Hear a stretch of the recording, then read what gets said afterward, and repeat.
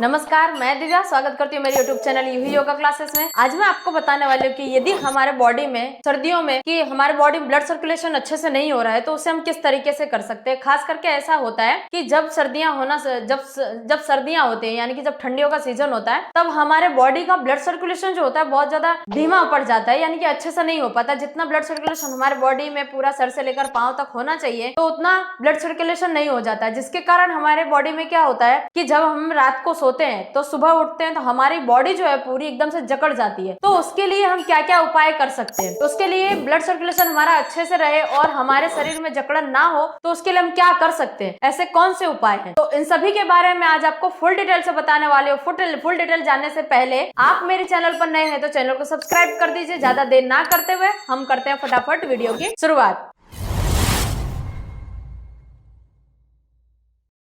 सबसे पहले मैं आपको बताऊंगी कि जब हमारे भारत देश में बहुत ज्यादा ठंडी पड़ने लगती है यानी कि ठंडियों के सीजन में, तब ब्लड सर्कुलेशन क्यों धीमा पड़ जाता है। तब उसमें ऐसा होता है कि हमारी बॉडी जो होती है बहुत ज्यादा एक्टिव नहीं रहती है। हम क्या करते हैं कि हमने खाया पिया सो गए, खाया पिया सो गए, तो हमारा काम यही रहता है। या फिर खाया पिया हम शांति से बैठे हैं, हम कुछ हमारी बॉडी को एक्टिव नहीं कर रहे हैं, हमने कुछ ऐसी एक्सरसाइज या फिर बॉडी गर्म होनी चाहिए तो उस तरीके से हम नहीं रख पा रहे हैं। हम शांति से खाते हैं पीते हैं सो जाते हैं, क्योंकि ठंडी का मौसम इतना अच्छा होता है कि उस समय में बहुत ज्यादा मजा आता है। तो ऐसा ना करते हुए मैं आज आपको बहुत ही अच्छे उपाय बताने वाली, एकदम घरेलू उपाय है, एक भी रुपए खर्च करने की जरूरत नहीं है, कहीं पर भी ऐसा इलाज कराने की जरूरत नहीं है, जिसके कारण आपकी बॉडी का जो ब्लड सर्कुलेशन है अच्छे से होता रहे और और जो ठंडियां जो है उन ठंडियों की सीजन को आप जो है अच्छे से एंजॉय कर पाए। तो ओके, सबसे पहले मैं आपको बताऊंगी कि जकड़न जो होती है बॉडी में कहाँ कहाँ पर ज्यादा देखने के लिए मिलती है। घुटनों में, कमर में, कंधे में, हाथ पैरों में ज्यादा देखने के लिए मिलती है। ओके, तो उस समय हमें ऐसा क्या करें कि जिसके कारण हमारे जो पैरों की जकड़न है, हमारे कमर की जो जकड़न, हमारे हाथ पैरों की, तो उससे छुटकारा पाने के लिए हम क्या कर सकते हैं। सबसे पहला उपाय हमारा ये है कि हम जो है रोज यानी कि रोज 5 से 10 मिनट हम भुजंगासन करें। ओके, 5 से 10 मिनट आप भुजंगासन करें, थोड़ा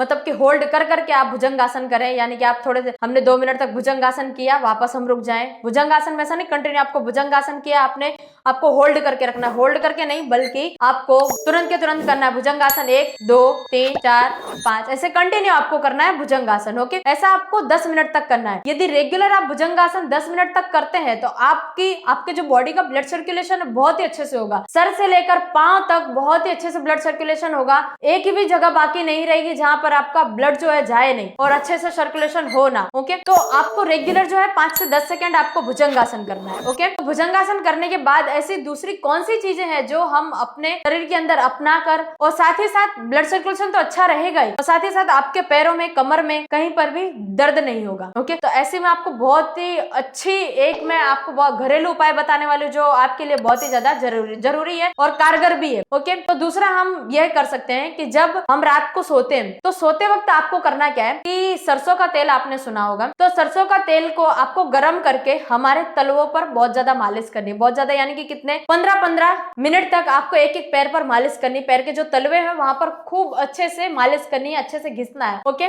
घिसना यानी कि ऐसे तुरंत ऐसे नहीं घिसना है। ओके, आराम आराम से आपको मालिश करनी है पैरों के पंजों की। ओके, तो पैरों के तलवे में हम जब मालिश करेंगे तो ऑटोमेटिक जो हमारे जो मर्म पॉइंट होते हैं पैरों में, हमारे जो मर्म पॉइंट होते हैं वहां पर मालिश होंगे तो ऑटोमेटिक वो जो है वो मतलब कि ब्लड सर्कुलेशन अच्छे से होने वाला ही हमारी बॉडी में। तो इसीलिए आप जब पैरों की आप मालिश करें तो एकदम मर्म पॉइंट ले लेकर करें। ओके, अच्छे से एक्यूप्रेशर पॉइंट होते हैं, एक्यूप्रेशर पॉइंट होते हैं जब हम अच्छे से एकदम दबाएंगे, यानी कि हमारे जो 5 उंगलियां होती है, 5 उंगलियों के बीच में जो गैप होता है उसे अच्छे से एकदम दबाना है। ओके, ऊपर नीचे। और सबसे ज्यादा करना क्या है कि आपको जो हमारे पंजे यानी कि उंगलियां हैं, उंगलियों को जो आगे का हिस्सा जो है एक एक उंगलियों को आपको 50-50 बार तक दबाना है। ओके, आपको एक एक उंगलियों को 50-50 बार दबाना है, जिसके कारण हमारे बॉडी में ब्लड सर्कुलेशन जहां पर आपका ब्लड नहीं पहुंचता होगा वहां पर भी अच्छे से पहुंचेगा और आपके घुटनों में, कमर में, और आपको खास करके कब्ज, गैस, थायराइड ऐसी सब प्रॉब्लम है तो वो आपको नहीं होंगी यदि आप मर्म पॉइंट अच्छे से और एक्यूप्रेशर के जो पॉइंट अच्छे से दबा रहे हैं, तो आपको ये सारी प्रॉब्लम देखने के लिए नहीं मिलेंगे। ओके, फिर बाद में हमें करना क्या है, मैंने आपको सोते समय बता दिया कि करना क्या है, और सुबह उठ के एक्सरसाइज में आपको मैंने बता दिया कि क्या करना है। ओके, लेकिन एक्सरसाइज में एक चीज बाकी रहेगी, वो है प्राणायाम। तो प्राणायाम में आपको कौन कौन से प्राणायाम करें। ब्लड सर्कुलेशन को अच्छा करने के लिए भस्त्रिका है, कपालभाति है,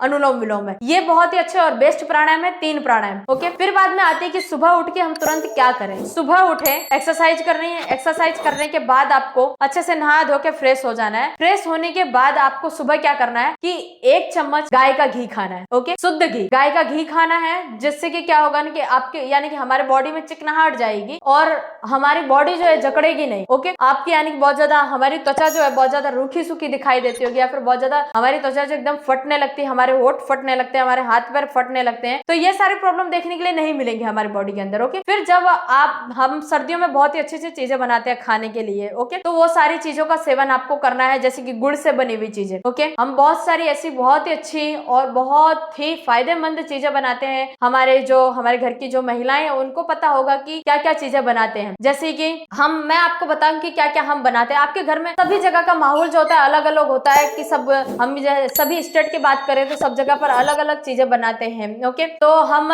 राजस्थान की बात करें तो राजस्थान में बनाते हैं गरी के जो लड्डू होते हैं। गरी मतलब कि उसे हम क्या बोल सकते हैं, यानी कि उसे ऐसा बोल सकते हैं कि हमारा जो नारियल होता है, नारियल के लड्डू बनाते हैं। जो सूखा हुआ नारियल होता है उसके लड्डू बनाते हैं। फिर हम गुजरात की बात करें तो सिंग पाक है, खजूर पाक है, ऐसी सारी चीजें बनाते हैं। ओके, फिर यूपी की बात करें तो गुड़ को एकदम अच्छे से पकाया जाता है। पकाने के बाद सब कुछ उसमें सारे मसाले जैसे कि सारे के सारे ड्राई फ्रूट्स डाले जाते हैं। जैसे कि मैं आपको बताती हूँ कि मखाने हैं, किशमिश है, काजू है, बादाम है, छुहारे है, ऐसी बहुत सारी चीजें हम डालकर पूरा अच्छे से बहुत अच्छे, और आटे के लड्डू, ऐसे बहुत सारी चीजें हम बनाते हैं खाने के लिए सर्दियों में। तो पहले आपको क्या करना है कि गाय का जो शुद्ध घी होता है वो हमें 1 चम्मच खा लेना है। खाने के बाद जो हमारे घर पर जो परंपराओं के हिसाब से जो चला आ रहा है कि जो हम सर्दियों में बनाते हैं वो चीजों का सेवन आपको करना है। फिर बाद में आप जो रेगुलर खा रहे हैं तो आपको खाने में जो चीजें आप लेते हैं, तो खास करके मैं तो यही बताऊंगी, रिकमेंड मैं आपको यही करूंगी, सर्दियों में जो है आपको सर्दियों में जितना हो सके आप बाजरे की रोटी का सेवन कीजिए। बाजरे की रोटी बहुत ही ज्यादा, और हरी साग सब्जियों का सेवन आप ज्यादा से ज्यादा कीजिए। ओके, और साथ ही साथ सीजनेबल फ्रूट खाइए। ओके,